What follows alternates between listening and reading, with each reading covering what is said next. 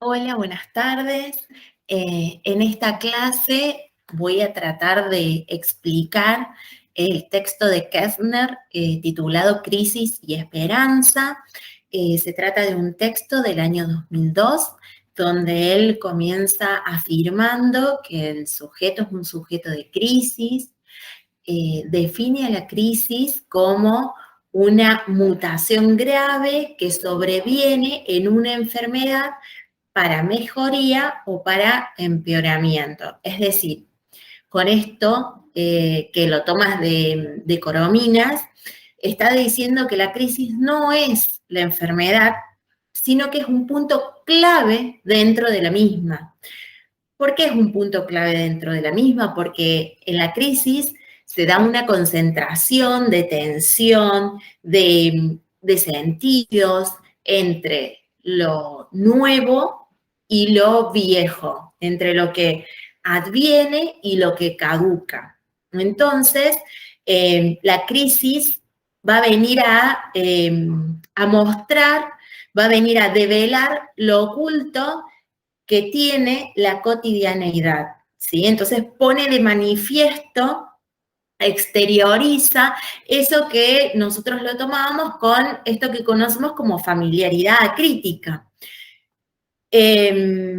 Podemos pensar como ejemplo la pandemia, ¿sí? La pandemia provocada por el COVID-19, que sin lugar a dudas vino a romper con la cotidianidad, vino a replantearnos nuestras formas de vincularnos, vino a ofrecernos nuevos medios de comunicación con todo lo que eso implica, donde hubo pérdidas de todo tipo, ¿sí? Pérdidas simbólicas, pero también pérdidas objetivas, pérdidas de seres queridos, pérdidas de lugares de trabajo, pérdidas de encuentros con la familia, con las amistades. Entonces, me parece que tenemos posibilidades, tomando este concepto, de definir a la pandemia provocada por el COVID-19 como una crisis, ¿sí? Como lo dice el autor, en la crisis no hay un rumbo prefijado, sino que por tratarse la crisis de una situación en la cual se nos presenta como multidimensional, como multipotencial, como polimorfa, donde se pone en juego esto de lo nuevo, lo viejo, lo conocido, lo desconocido, pero que en sí, en su base, lo que sostiene es la posibilidad de elección, ¿sí? ¿Qué pasa, va a decir el autor, cuando elegimos o cuando no elegimos? Por eso esta idea de la crisis, no como enfermedad, pero sí como punto clave de la enfermedad, ¿sí? Entonces, la crisis podemos decir que es una oportunidad de elección, es un momento propicio para la toma de decisiones, en la cual nuestro aparato psíquico necesita cierto control de lo que está sucediendo, porque es mucha la incertidumbre que se genera cuando hay una crisis. Por eso esto de la definición como multipotencial. Necesita ciertos puntos de seguridad para su funcionamiento, ¿sí? Entonces nuestro aparato psíquico necesita cierta capacidad de preguntarse sobre lo que está sucediendo para ponerse en marcha y avanzar y poder elegir y poder optar entre estas posibilidades que nos da la situación cuando se presenta como crisis.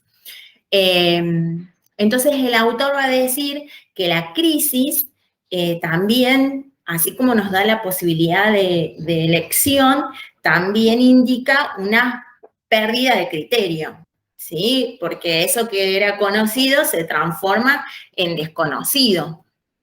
Entonces, cuando aparece la crisis, estas normas, estas reglas que estaban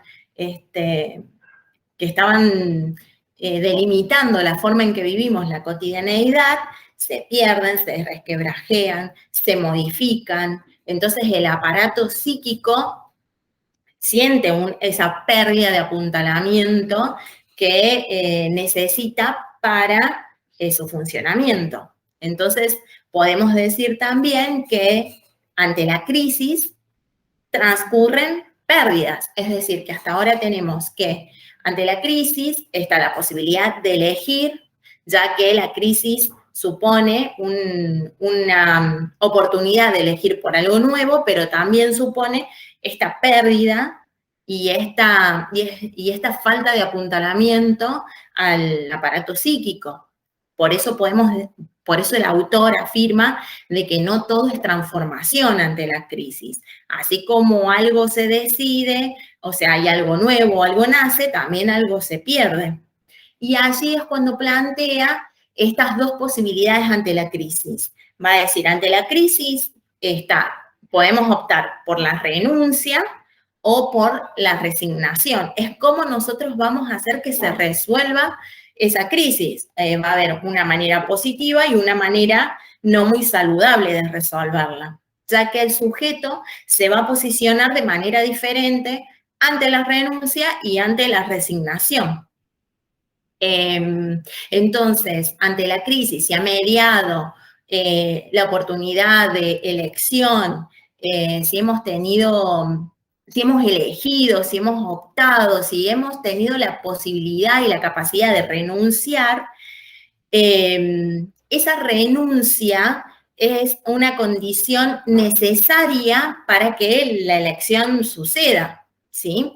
En cambio, puede suceder también de que no tengamos esa posibilidad de renuncia, sino que nos ubiquemos de manera pasiva ante la crisis, donde hay una pérdida, va a decir el autor, de un aspecto identitario del sujeto y que está ligado también a esto del conformismo, ¿sí? A la omisión, a dejar que las cosas pasen, ¿sí? Y cuando dice esto se está refiriendo a la resignación, ¿sí? En cambio, la renuncia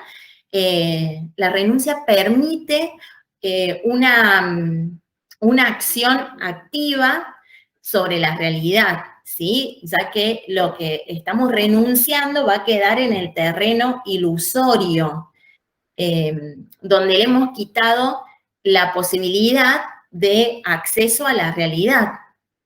Entonces, cuando hemos quitado esa posibilidad de acceso a la realidad, eso ya no es factible de que pueda realizarse. Entonces, sí, con la renuncia se empobrece nuestro mundo ilusorio, hemos elegido, pero a partir de esa elección hemos tenido la posibilidad de enriquecer nuestra realidad. Entonces, no hay una pérdida de identidad ante la renuncia, ¿sí? No se compromete en sí mismo, no afecta a la identidad, como recién lo decía, porque es una dejación voluntaria de algo. Entonces, así podemos pensar la relación entre renuncia y resignación y el proceso salud y enfermedad, ¿sí? Donde claramente en la renuncia está la posibilidad de asumir una posición activa frente a lo que se nos está presentando como nuevo,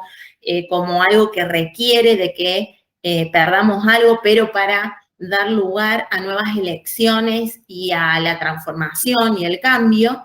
Y por otro lado, la resignación, que es, allí sí hay una pérdida identitaria, sí hay una ubicación pasiva frente a lo que está sucediendo, y donde sí hay pérdida identitaria, ¿sí? Entonces, es muy importante esto de reconocer cómo el sujeto es un sujeto de crisis, porque a lo largo de nuestra vida tenemos diferentes tipos de crisis. Hay crisis individuales, hay crisis sociales, y pensamos en lo que está ocurriendo con la pandemia y lo que vivimos el año pasado, que creo que fue la situación más crítica cuando tuvimos que hacer cuarentena, cuando dejamos de ir a los lugares de trabajo, de estudio, cuando no teníamos la posibilidad de salir, cuando no había la posibilidad de encontrarnos, de estar con nuestros seres queridos, que también nos necesitaban y los necesitábamos. Entonces, todo eso configuró una situación donde el aparato psíquico necesitó de cierta seguridad, ¿sí? Y que a partir del avance de la vacunación, a partir de haber incorporado todas las medidas de cuidado, de usar el barbijo, de lavarnos las manos continuamente, de sanitizar todo lo que tocamos, lo de la distancia social, fueron medidas que nos dieron algunos puntos de seguridad para poder sobrellevar esto y que de a poco vayamos retomando esto que es la vida cotidiana tal como la conocíamos, que sin duda ya no es la que conocemos, ahora hay otras configuraciones y donde bueno, tenemos que ver cuál ha sido el impacto en la subjetividad que ha provocado la pandemia. Nosotros, sin ir más lejos, estamos sosteniendo un proceso de enseñanza y aprendizaje virtual, desde la distancia, desde ocasiones de encuentro esporádicas, donde no está ese ida y vuelta que permitía, en nuestro caso, la presencialidad, y que en un primer momento, en el 2020, fue todo nuevo, fue todo bastante vertiginoso también, no era algo que habíamos planificado hacerlo de alguna manera, sino que nos sorprendió y bueno, y así como nos sorprendió, tuvimos que apelar a la formación de lo que implica la virtualidad, aprender a usar el aula virtual, a tener que modificar nuestros modos de evaluación, los criterios de evaluación, a tener que pensar cómo realizábamos los trabajos prácticos para seguir sosteniendo a la cátedra, ¿sí? Entonces, sin lugar a dudas, podemos tomarlo como un ejemplo de crisis, todo esto, y que aún hoy no podemos afirmar de que esto ha pasado, pero sí que estamos en vías de pasarlo, y bueno, y nos queda ahí también como profesionales de la salud mental, como psicólogos y psicólogas sociales, poder analizar cómo ha impactado todo esto en la subjetividad. Estamos hablando de una crisis social con todo lo que esto implica, ¿sí? También es, digo, en correlación con lo que el autor propone, cuando habla de la caja de Pandora y de todos los males que salen de esa caja, y que en el último, allá al fondo, se encuentra la esperanza, ¿sí? Eso que está por salir, por devenir, que cuesta verla, que cuesta visualizarla, pero que allí está, ¿sí? Entonces, la esperanza tiene que ver con esto, con los proyectos, y sin lugar a dudas, llevándolo a lo social con la utopía. Entonces va a decir que esto nos lleva a poder pensar en el futuro, por eso esto de proyecto. Entonces, cuando pensamos en la esperanza, estamos pensando desde lo social en la utopía, ¿sí? Porque la utopía existe en lo social y la esperanza va a decir el autor, está encarnada por la utopía, ¿sí? Entonces, allí se vuelcan todos los ideales, a ver, porque en lo social se da esta posibilidad de ser solidarios, de encontrarnos, de sostenernos, de acompañarnos, de hacernos de apoyo, ¿sí? Donde en la grupalidad vamos a encontrar el espacio para poder transitar, y vamos a encontrar también ese apuntalamiento que necesitamos para que nuestro aparato psíquico pueda analizar la situación, pueda posicionarse de manera activa para poder renunciar Es decir, para poder perder algo, pero para también lograr esa transformación y ganar y optar por eso nuevo que se nos está presentando, ¿sí? Si bien esto de la pandemia cuesta mucho pensar cuáles serían las elecciones que podemos hacer, porque no es algo que lo hayamos generado desde, digamos, desde una posibilidad de elegir algo, sino que tiene que ver bueno, con una pandemia mundial que también nos hace cuestionarnos un montón de cosas referidas a esta relación que establecemos con la naturaleza y con los demás seres humanos, ¿sí? Entonces, si bien se han modificado estos modos de comunicarnos, se han modificado nuestros vínculos en sí, creo que la pandemia también mostró como aspectos bastante negativos de la sociedad, dejó ver todas las desigualdades, la falta de acceso, lo podemos pensar en la educación, en la salud, en el trabajo, pero por otro lado también permitió potenciar estas cuestiones de solidaridad, de búsqueda de justicia y de la necesidad de buscar esto de la igualdad social, de no romper los lazos sociales, de seguir sosteniendo la comunicación aún en esta situación donde tenemos que estar bastante distanciados y distanciadas. Entonces, bueno, definitivamente hubo un cambio en los vínculos, ¿sí? Entonces, volviendo a esto de cómo se resuelve la crisis, podemos pensarlos desde esta situación actual y desde las condiciones concretas de existencia.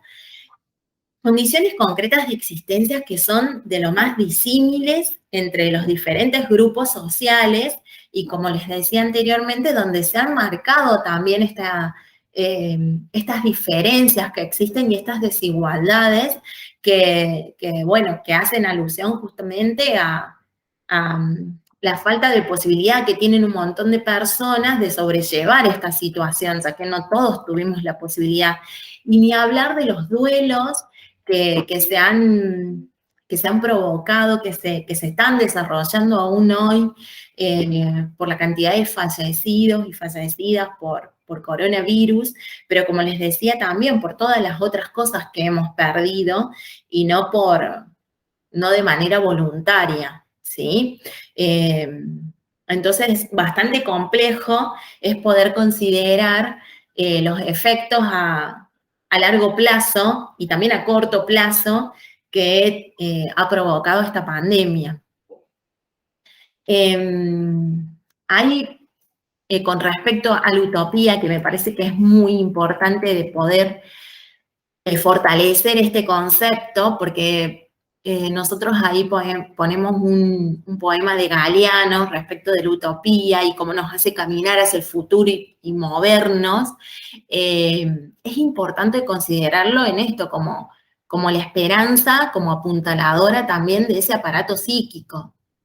Entonces, y considerar y reconceptualizar a la utopía, no como algo imposible de lograr, sino que la importancia de la utopía está en que nos genera movernos y a superar, digamos, los obstáculos que se nos van presentando.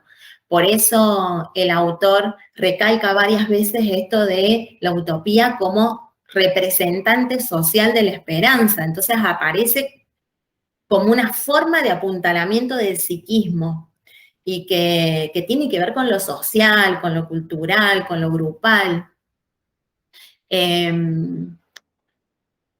Y que hace que sea llevadera todas estas circunstancias que se nos presentan de manera improvista. Entonces, la utopía estaría proponiendo un modelo desde el futuro para trabajar el presente.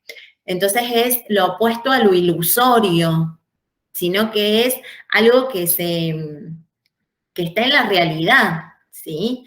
mientras que la utopía también nos ofrece un modelo siempre a alcanzar y que nos conecta con este déficit de realidad, va a decir el autor, y con la necesidad de transformar esa realidad.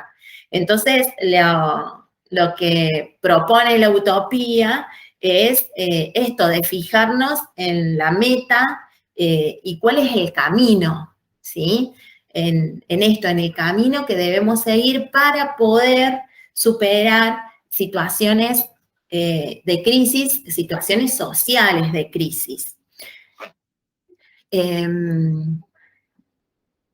Por eso el autor va a decir de que la utopía expande la realidad, ¿sí?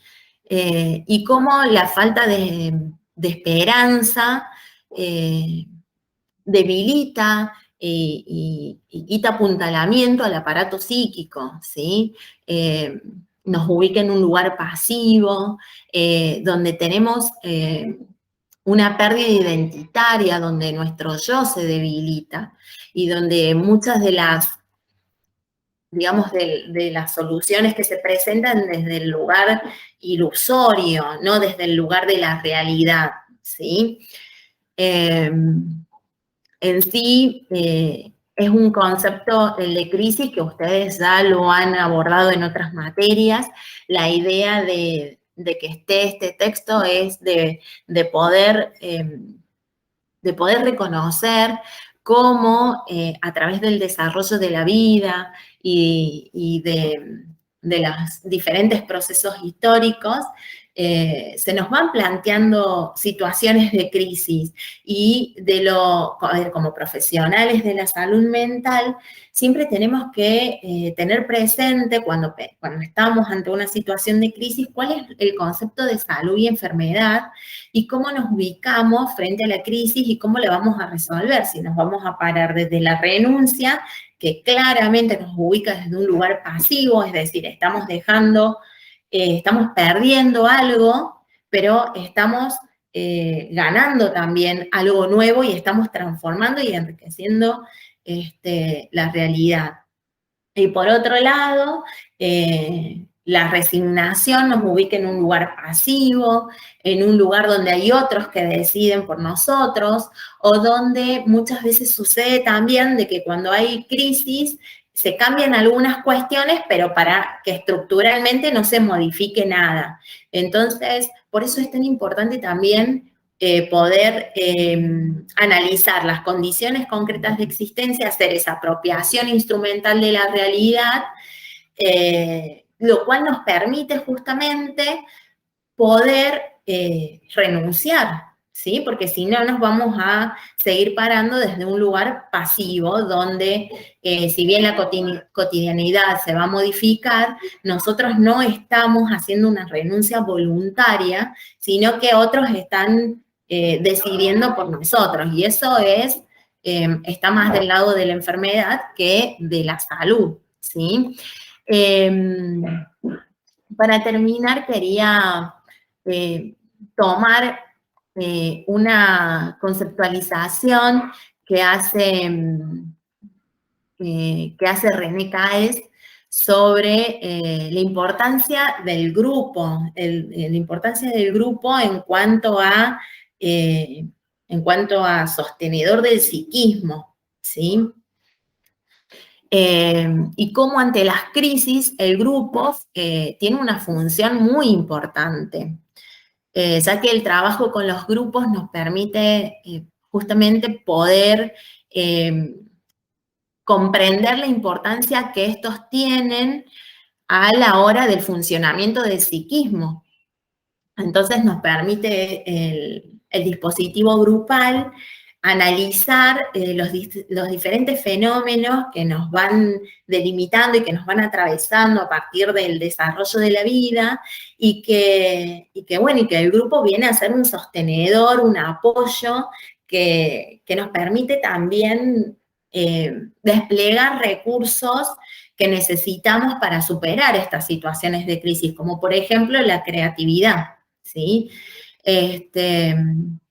Y cómo la ruptura con un grupo que es de pertenencia, puede llegar a afectar, como decíamos recién con esto de la resignación, nuestra propia identidad, ¿sí?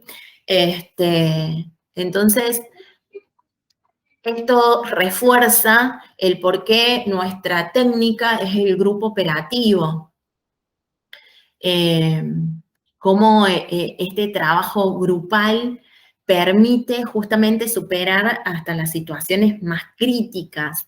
Y nosotros también lo hemos visto, por ejemplo, cuando vimos el texto de inducciones y cómo las madres de Plaza de Mayo, ante la situación más terrible de nuestra historia, pudieron ubicarse desde un lugar de discriminación y resistencia frente al terrorismo de Estado, a lo siniestro, pudieron poner en palabras y pudieron visibilizar eso que estaba sucediendo, ¿sí? Y además, esto de pensar de Madres de Plaza de Mayo como una organización, como una grupalidad, que aún cuando tenían amenaza de su vida, el, digamos, la necesidad de justicia y de saber dónde estaban sus hijos, sus hijas, sus nietos, sus nietas, posibilitó que se pararan desde un lugar activo frente a lo siniestro. Así que bueno, quería eso hacer mucho hincapié en la importancia de lo grupal. Terminando y haciendo breve esta explicación, este texto de crisis viene a reforzar lo que venimos viendo sobre justamente cómo se da el proceso de salud-enfermedad, cómo podemos analizar las crisis sociales, qué cuestiones tenemos que tener en cuenta, cómo ante la crisis podemos tener dos posibilidades, una que es de la renuncia y la otra es la resignación, y cómo lo grupal sigue siendo un sostén y un apoyo para resolver las situaciones más complicadas. Y yo me animo a decir, y creo que este es un concepto que lo vamos a retomar, más traumáticas en la vida de las personas, tanto en lo individual como en lo grupal. Bueno, como les decimos siempre, quedamos a disposición para dudas, si algo no se entendió, si algo no fue claro. Es importante que ustedes nos lo puedan transmitir para poder generar un espacio de intercambio, sobre todo. Bueno, les espero que se encuentren muy bien y seguramente pronto nos estaremos viendo.